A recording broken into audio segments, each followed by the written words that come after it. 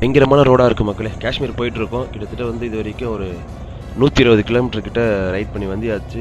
இப்போ எங்கே இருக்கோன்னா நமிக்லா பாஸ்னு ஒரு பீக் ஒன்று இருக்குல்ல, அது ஏறிட்டு இருக்கோம். எனக்கு தெரிஞ்சது ஒரு 13,000 ஃபீட்லேருந்து 15,000 ஃபீட் அந்த ஒரு ஃபீட்டுக்குள்ளே இருக்கும்னு சொல்லிட்டு இருக்காங்க. அதான் சரியான அந்த ஒரு புகை வேறு இதெல்லாம் வந்து பார்த்திங்கன்னா தான் கொஞ்சம் ஒரு மாதிரி இதுவாகவே இருக்குது ஓட்டுறதுக்கு.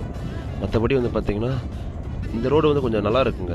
இந்த ஏன்னா இது ஃபுல்லாகவே வந்து பார்த்திங்கன்னா ஃபுல் ரோடு இருக்குது. எங்கே இருந்துன்னா நம்ம லடாக்ல வந்து காஷ்மீர் வந்து நல்ல ரோடு.